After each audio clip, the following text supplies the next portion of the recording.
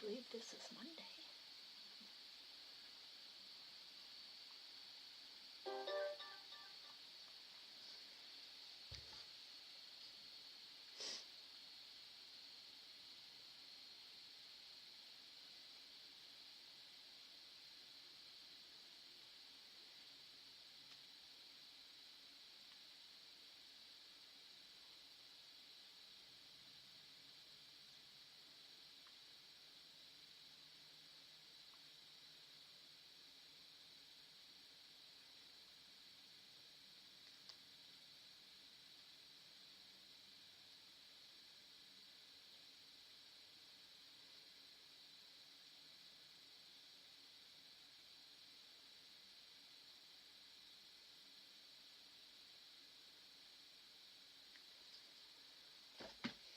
Hi, Elise. Hi, Tasneem.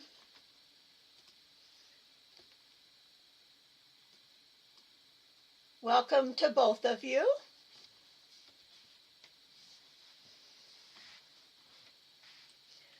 I hope you're seeing and hearing me. If you are, well, not seeing me, let me open my face up here. Hello. So let me know if you're seeing and hearing me.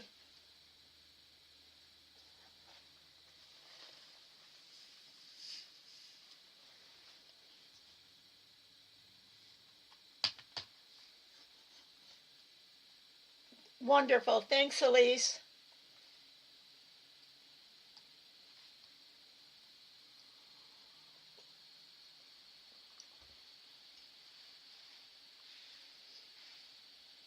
So I hope you both had a good week. I know mine was pretty good. No, it's just flatter today. Actually, it's kind of dirty, so, and just flatter today. Although I have to admit, I do keep trimming on it quite a bit. I just cut it myself, and like I'll go in the bathroom one day and it's like, oh, I don't think I kind of like that part, so I'll trim it off a little. And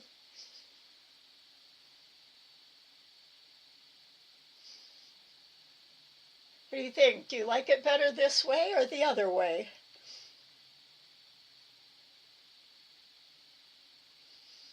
Or no difference?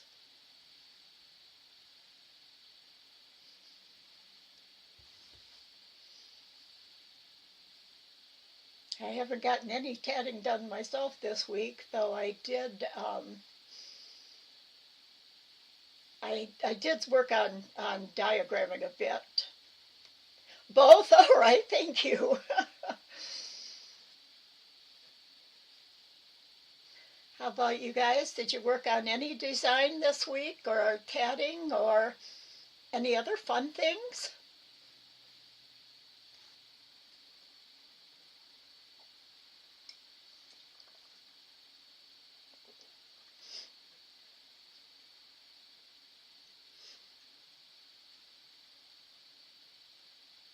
I probably ought to stop rocking back and forth. I don't want to make you dizzy.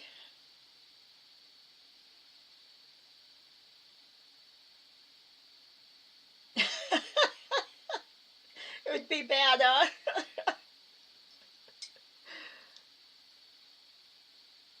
Well, I did think about Halloween this month, but I knew it was bad. I've gotten good at reading typos, especially my own.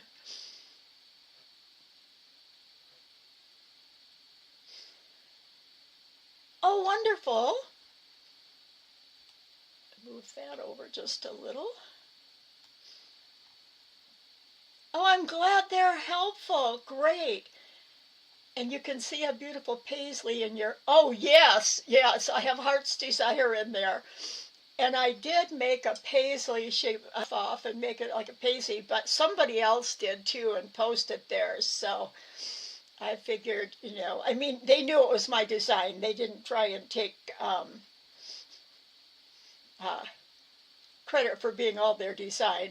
They had put in that it was a, oh, you're leaving now? Hi, Mary. Welcome. Oh, I'm sorry you have to go now, and I'm really glad, Tasneem, and I'm really glad that you're working out of Paisley and that I was helpful in that. So keep working. Before you leave, I want you to know that I am going to take a 2 week break the next 2 weeks, and then we'll be back. And during that time, just keep working on your Paisley and send me any progress. And I guess that's about it for now. Okay, Mary. Well, Elise, it's just you and I for a few minutes. I think I'll wait until Mary's back before we start.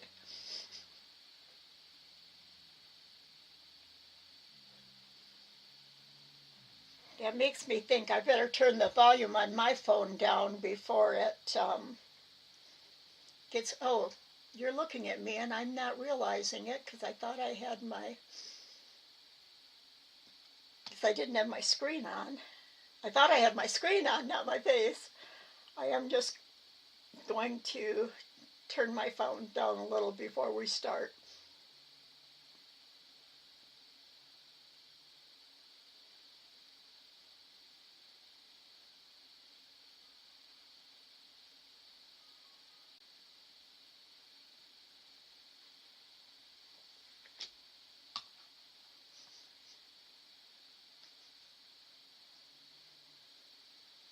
Maybe I will put the screen up so you can see that, what we're going to work on today.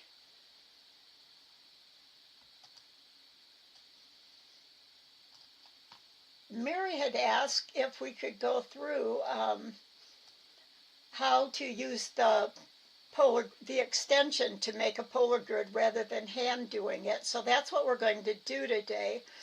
And it works in really nice because I've been planning on doing that. Elise, have you ever, are you familiar with what polar grids are? What you're seeing on your screen right now is a polar grid, so you've probably seen them before.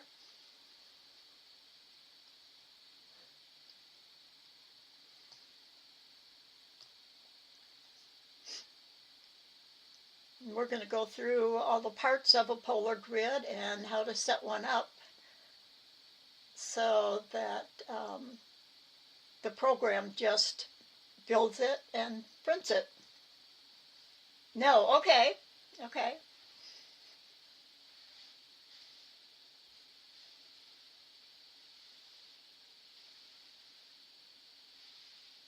It's they're really, really useful in tatting for tatting designing because you can make not only round designs on it, but square or octagons or pentagons or whatever shape. It's such a basic shape, and you can change. Oh, okay, you've seen it, yeah. Yeah, I think most of us have seen it at some point. And I can't remember when you started. Were you there when we were doing, let me pull up something. Or have you watched any of the video replays on drawing? Let me see. Yes, it is like a mandala.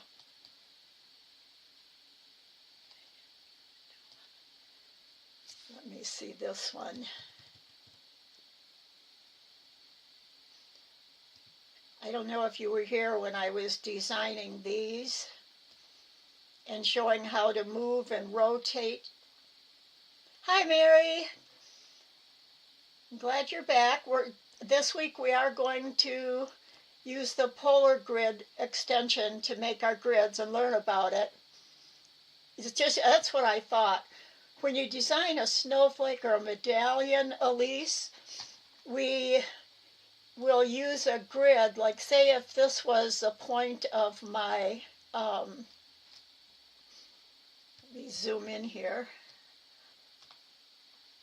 like the arm on a snowflake, you could design it and use this grid to set it up. And like here, I've set it up so that this can be rotated around as a whole 6 times. First, I built this at the pieces, and you can rotate it around. And we've done that in some of the replays. And you can either do this and repeat, like let me see if I can select just that. Okay, if I double click, whoops, notice I'm getting these corner handles. I can duplicate this, and I'm going to do a Control-D for duplicate, and it's actually under the edit menu, like copy, cut, and paste, and we have a duplicate here. I often use the keys. Hi, Katia, great to see you here. I'm just doing a little quick review for Elise, so she sees why we're building a polar grid today. I made a duplicate of this, and it's like a paste in place. It's sitting right on top of the first one. And now now that I have my curved arrows at the end, mean it's in rotation setting, and I'm just going to pull down. There's a rotation center point here, and instead of rotating it around itself like this, I want to rotate it. Something's out of place here. Let me get it. I'm going to click a second time on it and drag the rotation point down to the very center of this grid. And then when I rotate it, I can rotate and drop my second one. I could make another duplicate, rotate it, and make my third one. So by designing one piece, we can get all this. We can also, whoops, well that's okay, I'll just go up here. We can also use it to design like one round right here and duplicate that all the way around the polar grid. Then we could start our next round, whatever we want, right here, rotate that around for the second round. So we're all making copies and duplicates and all and rotating them around. And this is why we use a polar grid a lot, for anything that starts in the center and is circular. So now we're going to go and learn about, before we've drawn our lines and copied and rotated them to make our own polar grid. And you'll notice this one I've made every other line dash so that we can do the design in this big one and know where our center point is to balance our whole piece. And so now we're going to go and use I'm going to close this one. Okay, here's a whole polar grid. Now this one has been built I didn't build it by hand. And I want to talk about the circumference first. And I am going to use my type tool because I'm going to show you two things. And, whoops, wrong tool. I'm going to go down to this. If I go down to the big A, that's your text tool. And wherever I click down is where the text is going to be. I'm just going to click right here. You can see my cursor is there. And I'm going to type in, C-U-M. All right, it's not showing, which means if I go down here, I see my stroke is set on green, but I don't have a stroke. So I'm going to double click on the stroke, and that pops up my fill and stroke menu. And I'm going to go to stroke paint, and yes, I have it on. X would be none, but I have it on color, but I have a feeling my stroke size is only Oh, it's 2-5. Oh, you know what? I think it's in there. One of the things you can't do is use your keyboard when you're using the text tool, and this is interesting because that's in like Adobe Illustrator, Adobe Photoshop. The text tool, when you go into it, usually you can't use a keyboard to get out of it. You have to go up and use like your selection tool or another tool. I have a feeling, I'm going to use my zoom tool, that maybe there's text in there. I just can't see it. Nope.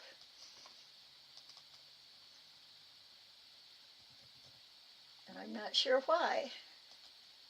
I've got stroke paint. Oh, I wonder, I don't think I need a fill for, oh, I do need a fill for the type. Okay. And my fill down here is set on gray. I'm going to click on, I want it to be black here. I've got to select it to change it to black.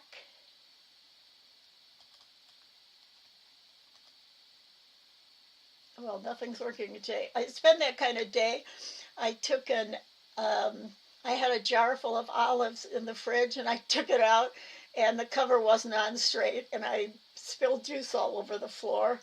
I have spilled things today, and it's been crazy. Okay, so I've got fill.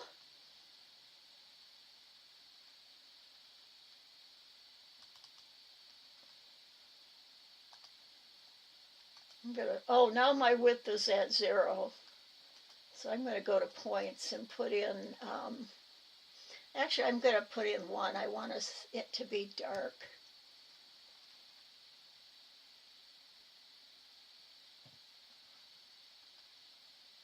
You are seeing my screen, aren't you? Yeah, okay. Hi, Janella. We're just going to start making a polar grid, but I wanted to do this first. And I'm just, for some reason, can't quite get my fill and stroke to go the way I want it to. So I want my fill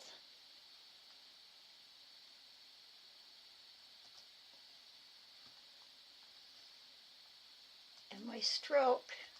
Well, let's see what. For some reason, I can't get my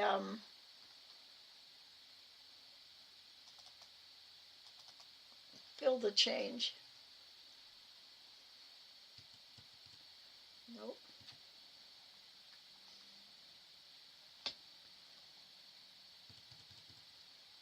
Oh, that's right. I can't zoom out because I got my text tool. Now I should be able to zoom out.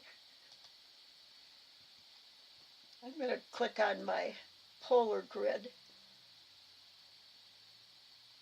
So I do have a line set.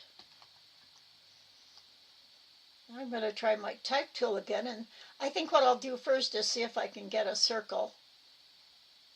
Okay, I have the gray fill, and I'm going to hold my shift key down.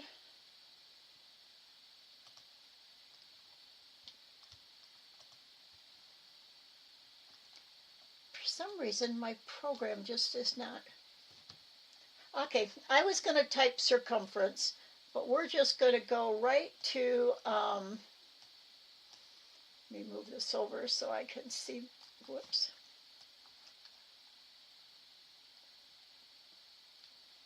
I've got to talk to my brother and find out how to keep Windows 11 from grabbing my document when I don't want it to.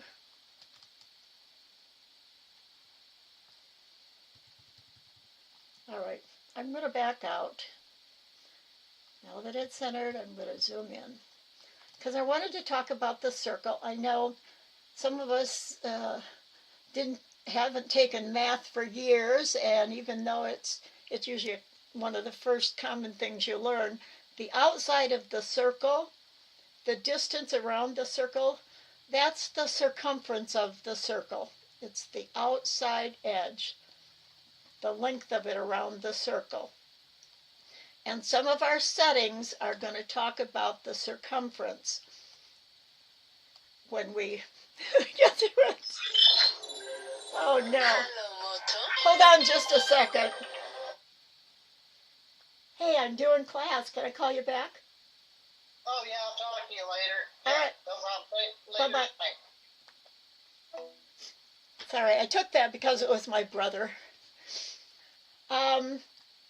And one of the things you'll notice is I have changed one of my lines to a dash line and one to a red line. And we'll be doing that after we get our polar grid made. Now, the major lines, I'm going to consider the big V. I guess I got that dotted, so I probably ought to consider this V and the solid black line and the red line. This is the, you're listening, you have,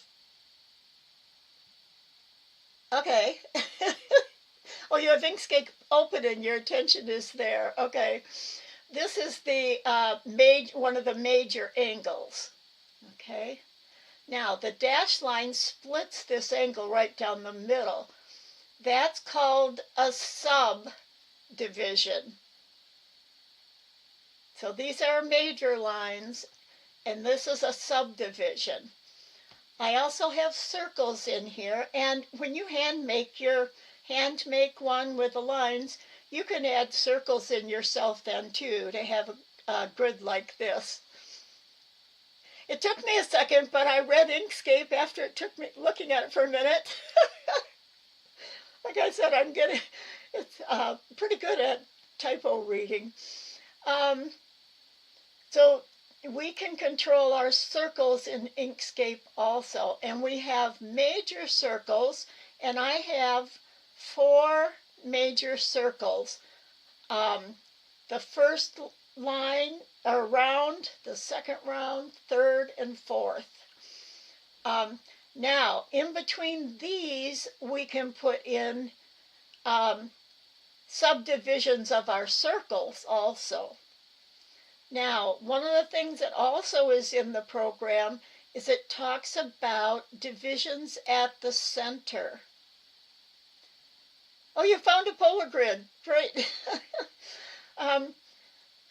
From the center of the circle out to the first division, or it'll be a circular division that the first one that comes automatically in your polar grid, the angles inside of that can be changed. Like I could have each of these little wedges subdivided so like there were 12 on a side instead of 6 on a side. But then on the outside, you would still have the same 6 major divisions. But you can also do the setting that they both match so that there's no subdivisions in here. So all you see are the same 12 divisions all the way around. And this will make more sense, but I wanted to get the terminology down and a little description so when we go into the box and start setting things, and then I'll describe them again. So we're ready now to make ourselves a new polar grid.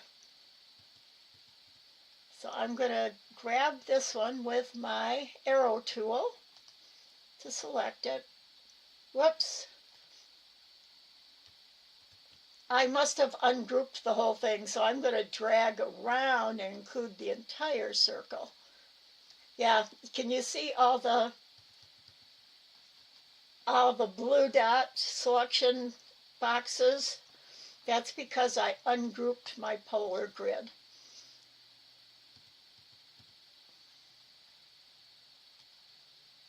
Whoops, come on. Get you out of the way. Now, so we can see the grid really well, I'm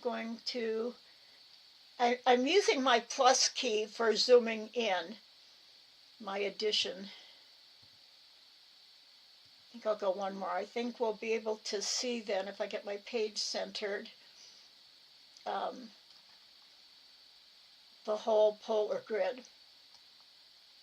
when it pops in. Okay, so to make our polar grid, at the extensions menu here, click on extensions, go down to render. Render means make. Down all the way to grids, and then down to the bottom polar grid. So we'll make a polar grid. And here's the polar grid box to set everything else up. Now it's going to create a center dot in the center. When I'm actually diagramming, I usually set it way down to like 1. I'm going to leave it 5 right now. That'll be bigger. Now, most of the units in here are pixels. So this is 5.5 pixels is the center dot. Okay. Here's where I wanted the word circumference, and they use circumferential labels, but it's the circumference labels. You don't need to use the whole word in its adjective form.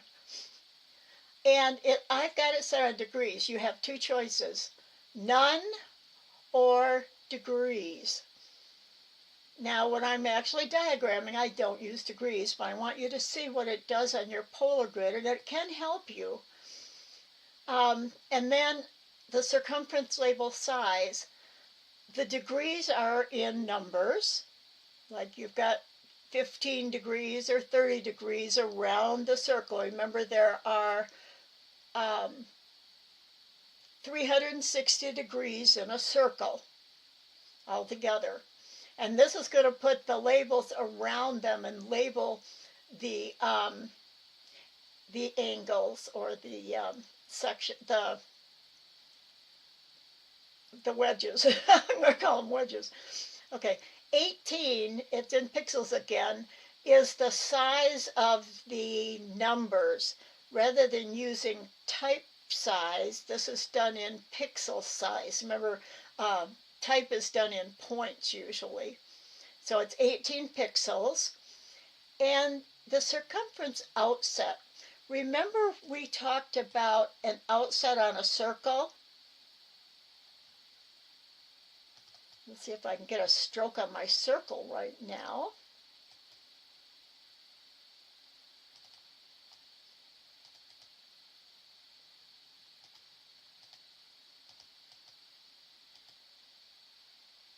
Oh, my stroke. Look how big my stroke is. Oh, it's set in inches. I know why.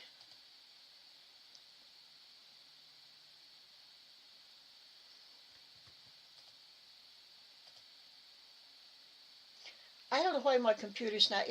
About 2 days ago, it stopped working really well.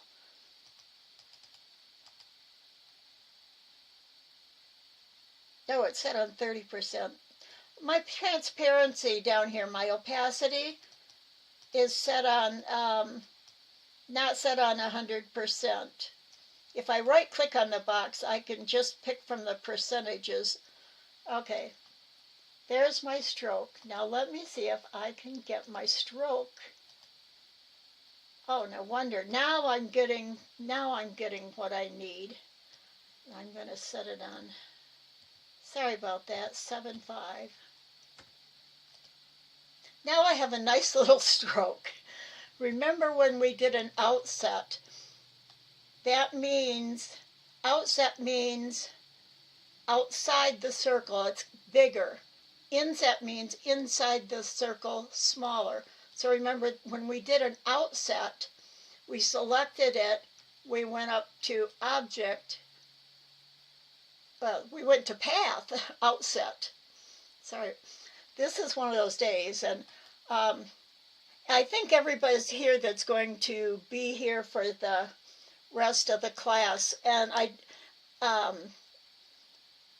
hi Dwayne, hello, I'm glad you're here too.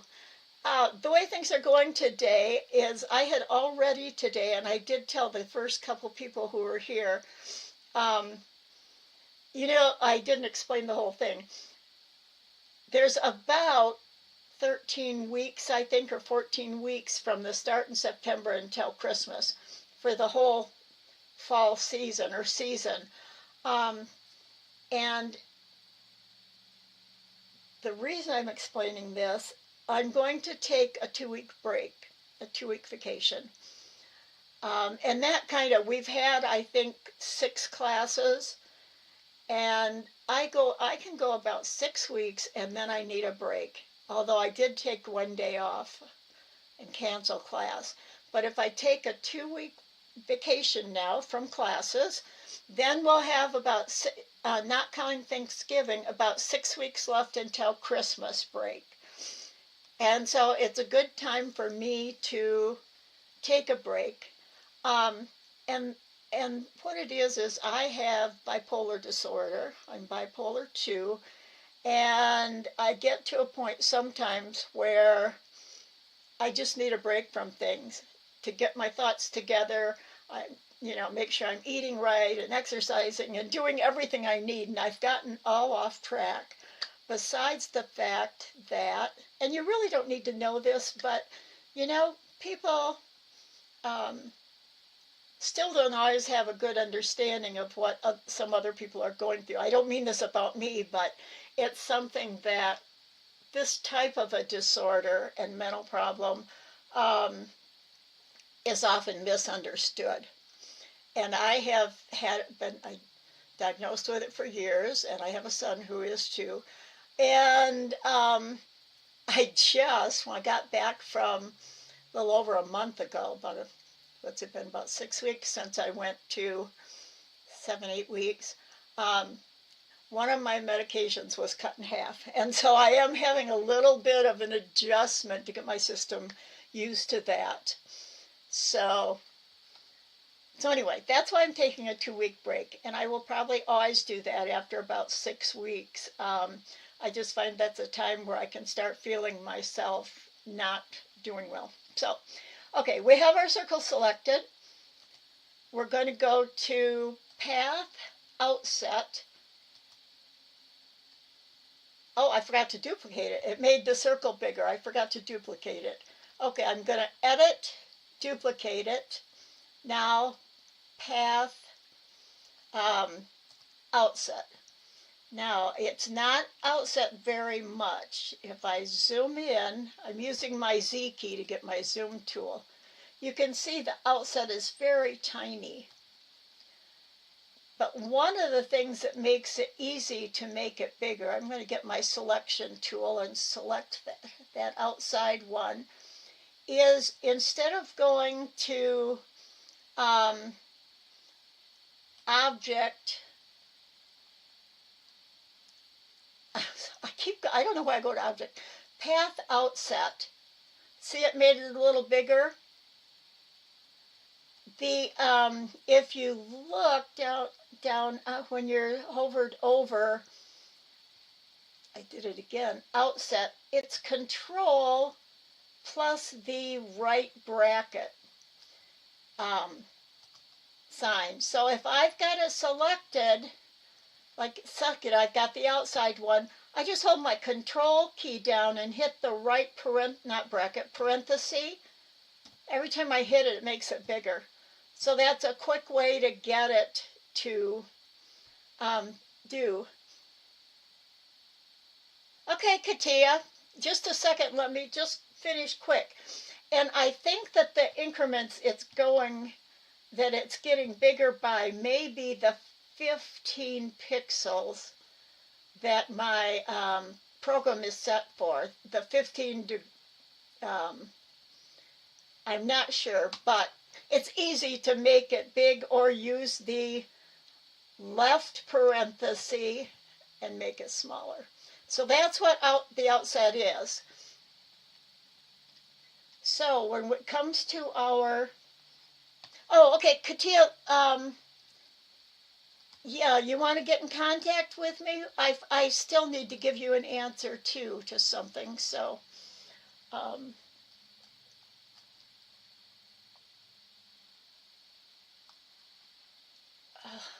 I must be touching the keyboard in my left hand, and I keep making it scroll to the right. And I want to get my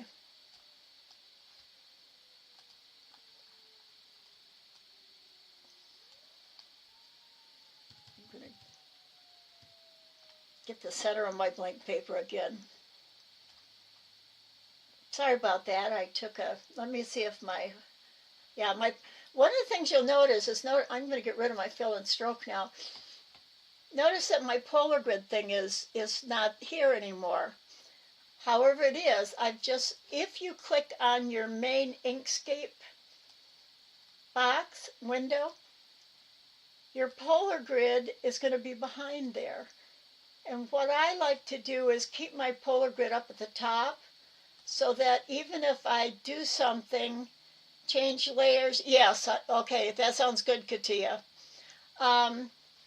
After, if I click on something after I open the polar grid, if I keep my polar grid window up here or a box up here, I can always reach it to bring it to the front again.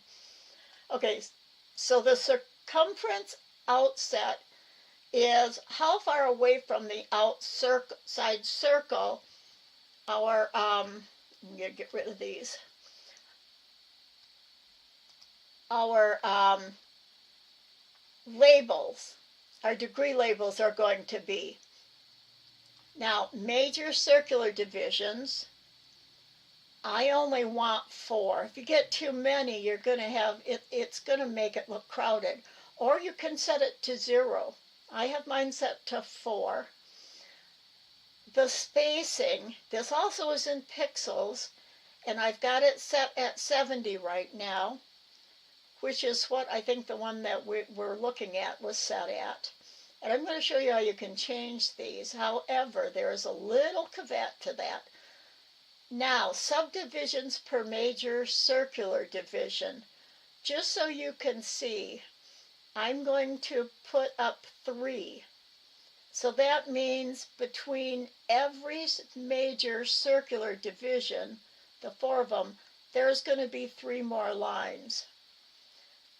Logarithm we don't use at all. Now, the thickness of your major circular division. I have it set on 1, but I'm going to make it extra large so we can see the difference. I'm going to make it 3, which is quite heavy. Minor circular division, I want that always to be very light. And that was the dotted lines that were on the grid we looked at, but this is going to be solid. I'm going to set it at 0.5. Now let's do a live preview down here. I can click the box, and it'll take a minute before it pops up usually. And it better pop up for me today, or I'm not going to be happy. Okay, the one thing I do not want to do is close the box, the dialog box. Then you have to start over. But I may have to apply it the first time for the live preview. And again, the last 2 days, my computer has not wanted to do this. And when that happens to me, what I do, now these, the settings that you have in here, they're going to be, when you close, it's going to be the same settings. It always keeps the previous settings. So I'm going to go in and get my polar grid box one more time. I'm going to go to Render, Grids, Grids, Polar Grids. Get my box, and now let's see if I can get a live preview. Ah, got my hourglass now. I think it's working. There we go. This is what we just made. All in one little... Notice, though, if I try and select anything, I can't. I can't even move it over because you can't do anything to it until you apply it. And you'll notice there are the... I'll zoom in farther. so we take a look at it. Let's do the angular divisions. Because I applied it with the settings I have, they're already in there. But this is how it's set up. The top doesn't change, just the bottom here. I've got 12 angles set up, and you can see I've got 6 on the top, 6 lines, and 6 wedges, and 6 on the bottom. So that's 12 altogether. Angles at the center, 12. So I've got 12 divisions at the center.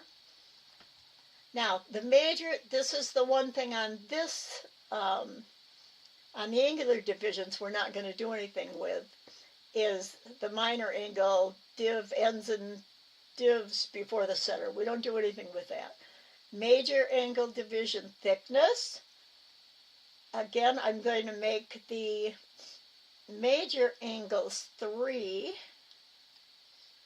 And notice it took away the angles while I'm changing them. And, oh, shoot.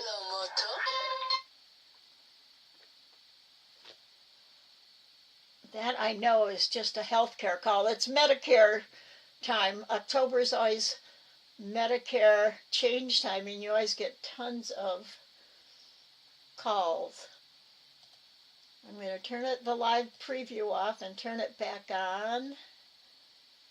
And I'm still not seeing those major ones, but when I apply it, I think you'll... Oh, for some reason, my angle divisions, it's not 12 anymore. So what it's given me is 1 angle division. So I'm going to put the 12 in.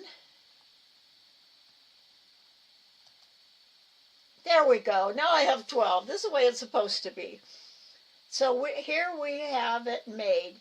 Now, until I apply it, as you noticed, I have been going in. I usually click off the preview to change it. I'm going to make 6 major ones. Now I'll click the preview again. And now I've only got 6 instead of 12. But notice I left the angle divisions at center 12. So now I have 12 in the center. I'm going to apply, well, I'm going to go back and put 12 in instead of 6. Okay, now I've got 12 in, and all I did is, usually I find it's, for my program, if I undo the live preview and change the number and then click on the live preview, this did it anyway, so I'm going to just apply it and close it. Now it's all one piece. I made a second one over the top of the old one.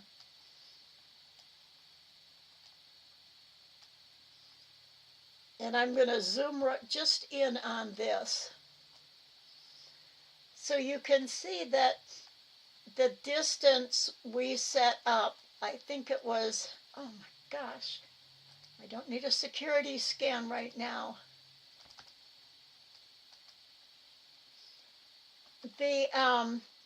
See how the text, I think what we have this set at, 18 pixels.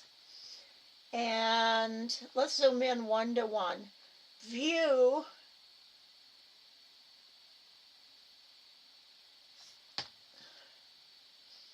Zoom 1 to 1.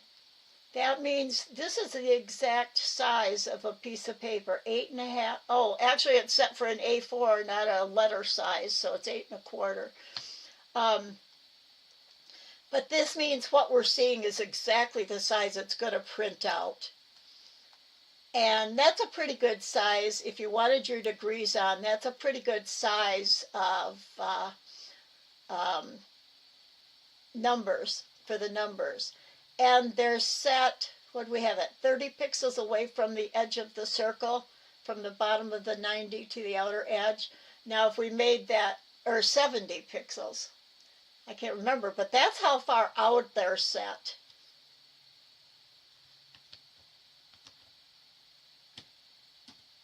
Oh shoot, I'm doing things today. I know it's a good time for me to take a break because, okay. And if I zoom in, you can see the major circles are the really heavy lines because I set that for a bigger pixel size for the stroke on it. And we set 3 divisions. It only gives us 2 lines from one circular division to the next, but I set it for 3, so what it's giving us is 3 spaces. It split this into 3 equal spaces.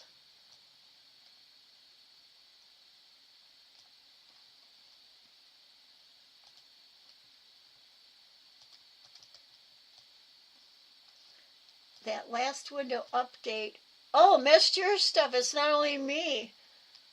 Okay, that's interesting. I hope something hasn't gone wrong on the internet that they're trying to fix. Okay, and so now all the lines, all the major divisions are the same size, the stroke size.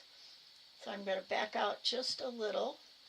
Oh, I got to get my selection tool here so I don't have my zoom tool. Let me back out. Now I cannot, if I click on no matter where I click on this, it's going to select the entire thing. When you make a polar grid, all the sections are grouped as one, but there are individual sections in here. So if I use my Control G or go to Object, Ungroup, notice now I have everything on here is selected individually. So I have all these dotted blue selection lines. What that does means that I can select an individual line or an individual circle. Now notice though, when I selected a line, it only selected the half from the outside to the center. Because circles have, the entire distance from one side of a circle to the other is the diameter. And so how the polar grid works is it actually takes into account the radii.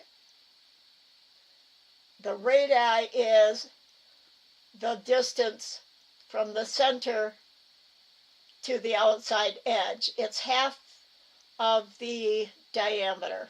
And you don't have to remember these words if you're not a math person, the radii and the diameter and all that.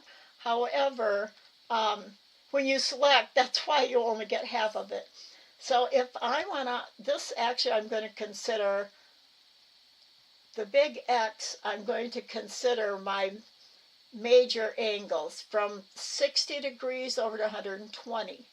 Now notice too, and this is typical of, there's different types of polar grids. This particular one is using the horizontal axis for the starting point, and that's very common in many polar grids.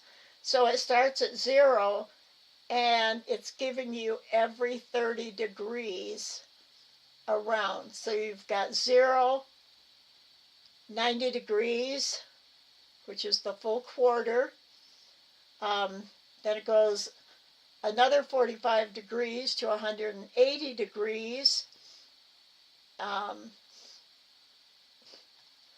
And so it's actually going up by 30s all the way around. Notice 330 is the last one, then you would get up, and sometimes polar grids will actually say 0.0, but they'll also say 360, because you're going around. The end point is also the 360 line, 306 degrees around the circle. And this is why with snowflakes and everything too, when we work, we're rotating. If we have something like in, say, this first wedge, and we want to rotate it and put it in the next one, we would go 30 degrees. So if our This is another thing about the polar grid. Let's see if I can get my little arrow down here. I'm going way down to the bottom, to the right here, and to the little, not arrow, I guess it's called a delta, a filled in little triangle. And I'm going to go down to preferences. And I don't know if you remember, but when we are in, I think it's I don't know if it's the measure tool or the,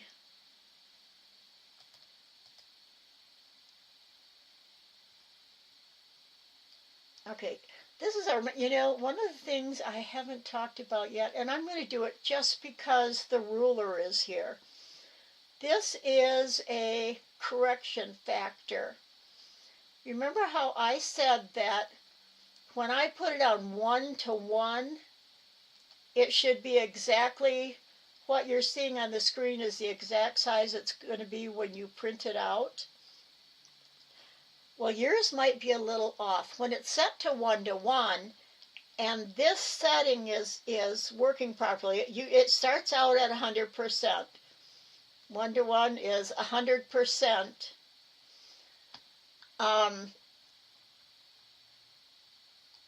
If this setting isn't right on your particular computer, it might be that this setting needs to be changed a little. And the interesting thing, now the same thing if you can right click on your ruler and change it to millimeters if you're a person that works in millimeters. I always work in inches. If I put my ruler up right against, right up to, not against, my computer screen, these measurements should exactly match my physical ruler.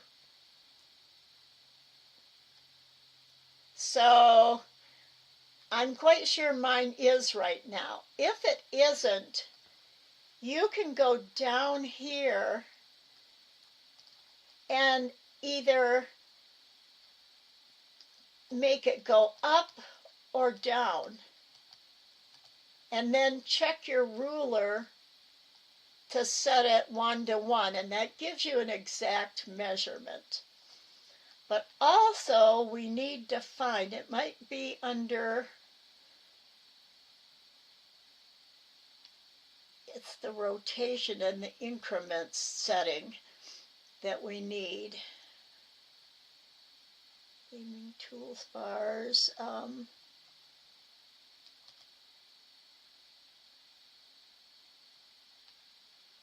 Watch, I'm not going to find it. I so rarely look at these things. Grid degrees, it's not that. Behavior. There is a place where we can set the measurement increments. Flash time pen tool, pencil. I don't know if I'm going to find it. Whatever it is, I know that by default, mine is set up for every 15 degrees. So when I rotate something, remember I said if you have your snap on, you can rotate something. Let me just make a circle over the top of this so I can demonstrate that.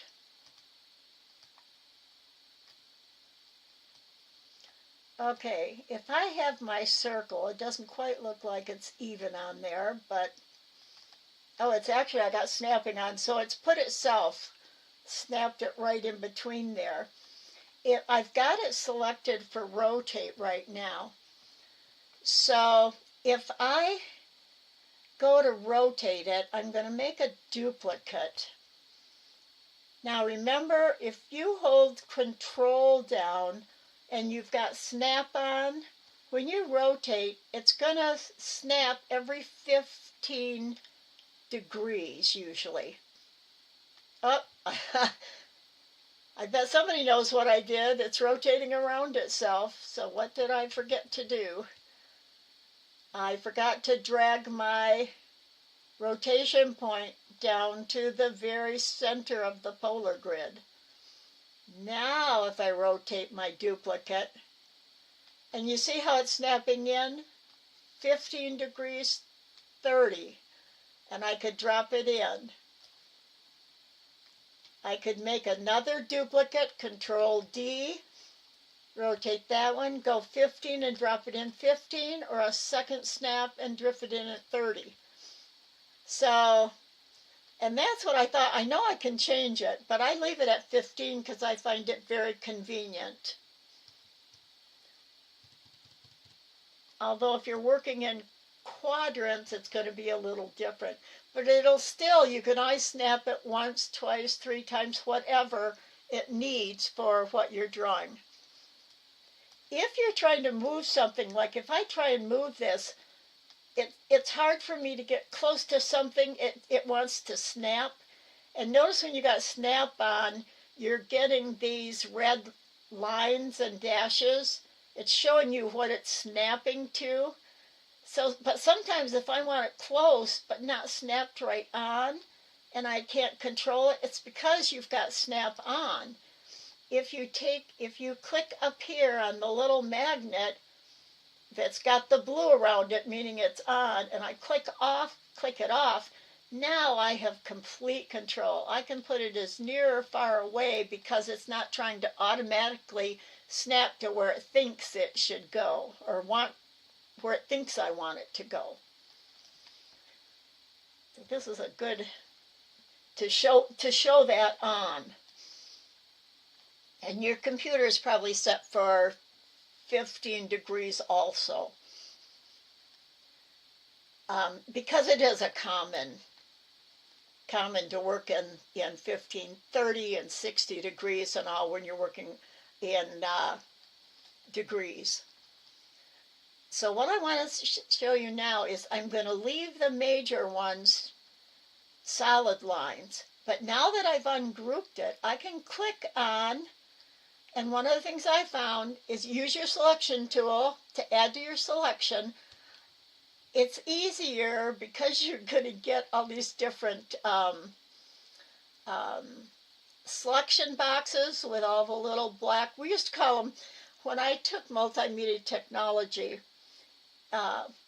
in college, we always called those the marching ants. Whenever you select something, it's got a box of marching blue ants around it. So I'm going to select the top one and the bottom one. I found because of that, it can get confusing. Now I'm going to skip one, which is going to be our minor, or our major, and the next one I'm also going to select the top one and the bottom matching radii. Now I'm going to,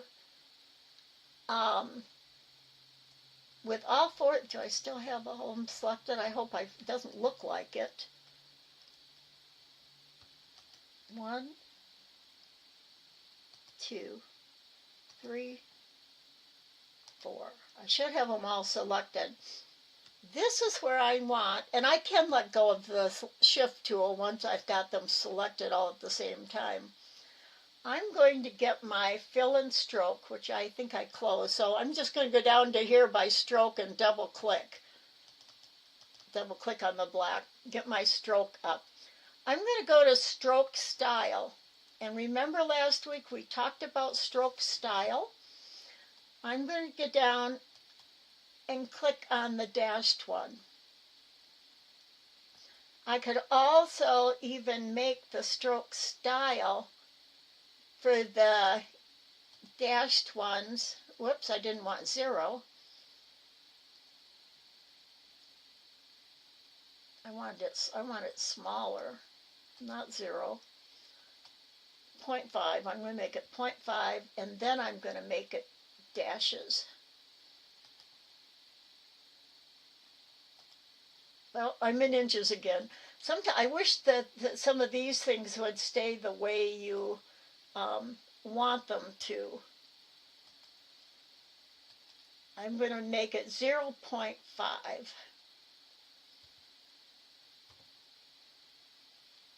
There we go. Now notice how faint these are. I can see them, but they're small, so I can work on my major divisions, but also see my minor divisions. The other one that should be changed is this 150 degrees, and the opposite one.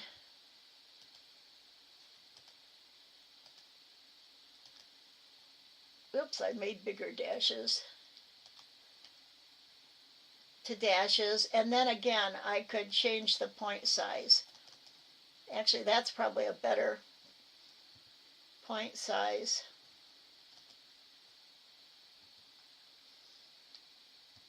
So see how I can manipulate it? Now when they print it out, you don't have those 12 lines all in your face, because usually we diagram either up a line totally or between in the wedges.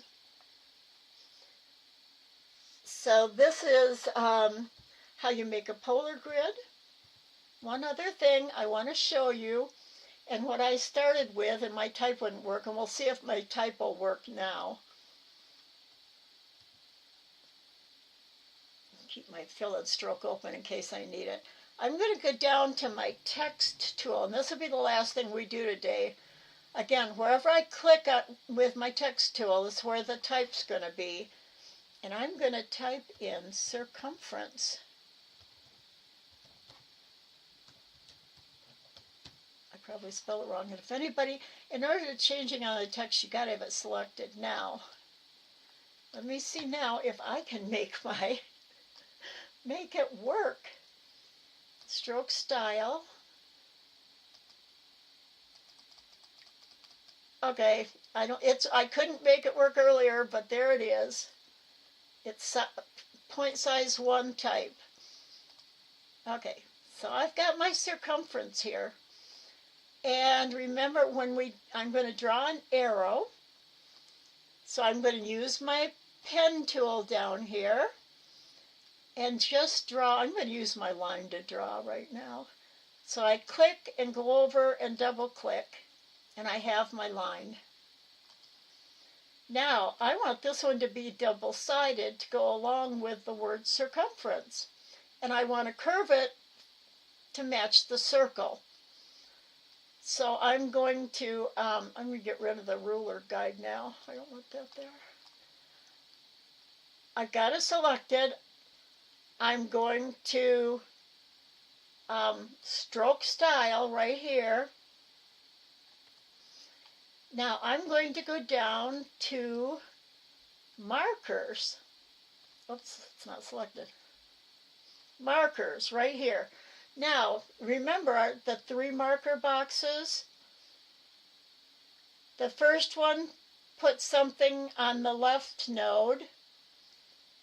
The next one puts it in the middle box. The right box puts it on the right side. So I'm going to click on the drop down, and I want an arrowhead because I want this to be a double-sided arrows. One of the things you'll notice, remember how on dotted lines you'll often see a pair of scissors on it and it says here's where you cut your paper if you're printing something to cut out. Here's the scissors right here. I could click on that and put the scissors, and I think they're there. I don't know, maybe I just can't see them. Yeah, look how small they are. But that's how they make the dotted lines with the scissors on it. And it actually looks like an arrowhead with a pair of glasses stuck on the end, but that's actually scissors. It's funny when you look at something and you see something different. So I'm not going to do that. I'm going to make it just a plain arrowhead. Now I'm going to zoom out and so I can see the other side of my, can't see the bottom of my box here.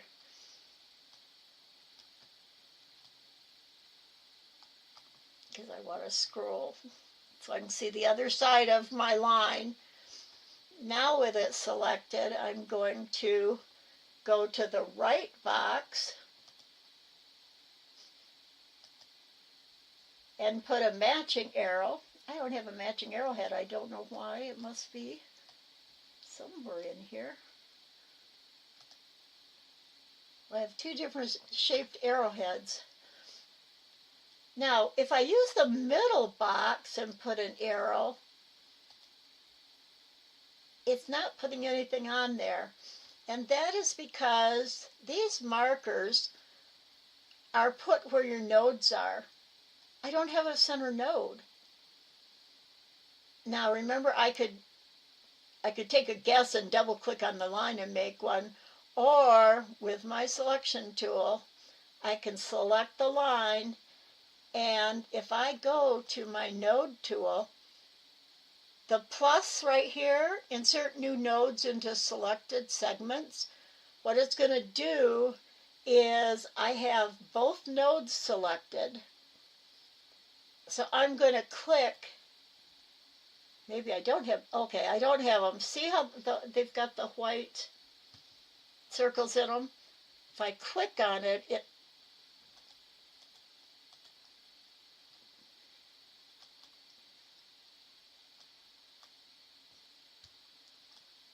draw around it. Now it's actually two diamonds now, and it's both selected. Now if I click, I got a center node.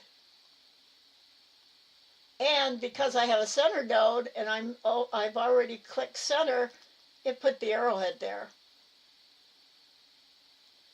So now I'm going to take and raise it up, go up to my symmetrical to get the symmetrical handles that are going to move together to stay even, to keep the distance the same. If I move the right one, the left one will move the same distance. I'm going to hold down my control bar to keep it horizontal. I think in a class not too long ago, I used the vertical and horizontal on the wrong pieces.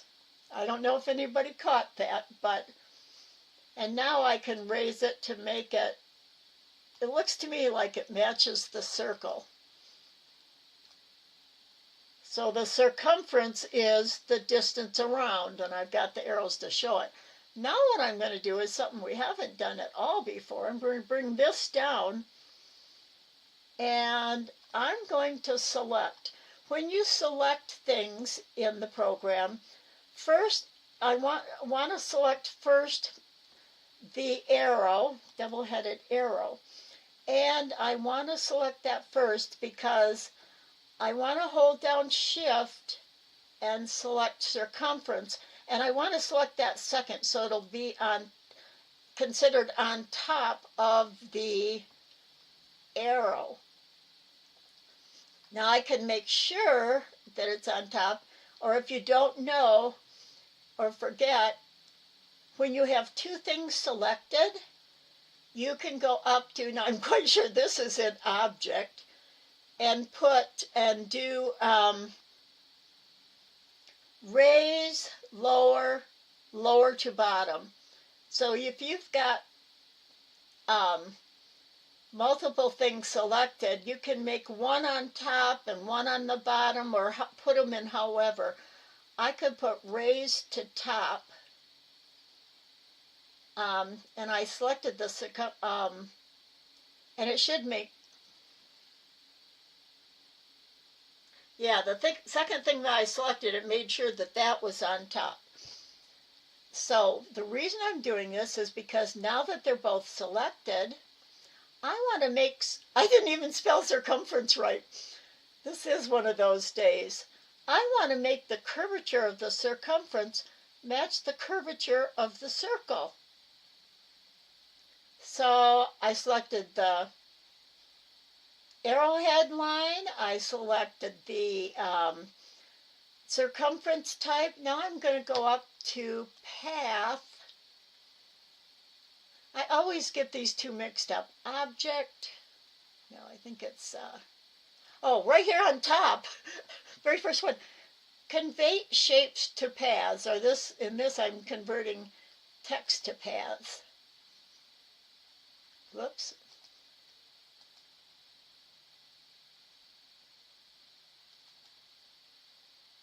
No, it's text. I want text. Oh, I'm not doing well today at all.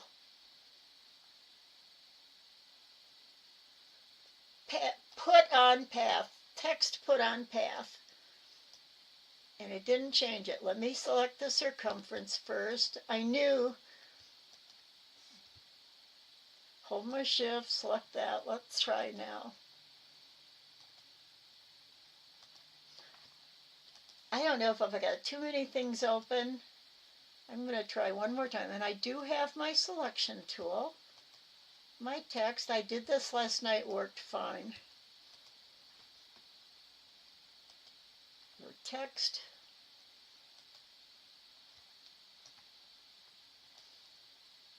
It's not, I'm going to do it again for you when we start back again.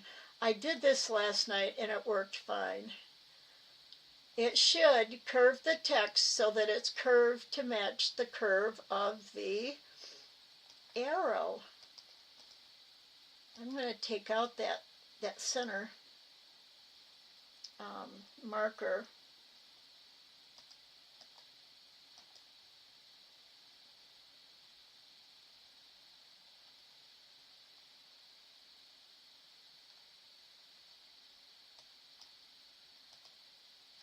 I hope that.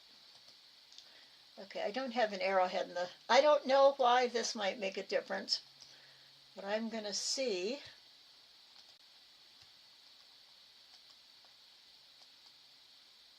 No, it's still not working, and it should work. What if I select them both at the same time? Nothing's working, and I do not know why. So, I don't know how I'm going to get rid of that, but everyone, the last window update, okay. It's interesting. Okay, well, I hope you all learned something today, found it interesting. We are going to take a 2-week break. I obviously need it. And I think my focus must be off, which is something that happens. My brain wants to jump all over the place too fast. And so work on your paisley, work on something, design a little bit regularly if you can while we're on break. I will be adding a couple documents during that time, and I'll let you know, to the website. And I hope you have a wonderful 2 weeks. Are there any questions?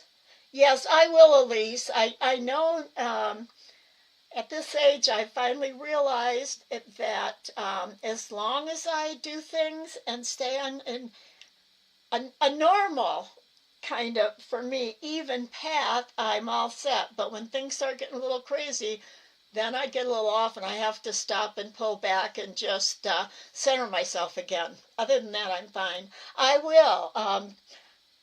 Oh, you're welcome. I love sharing my knowledge, even if it's a little spacey seeming sometimes.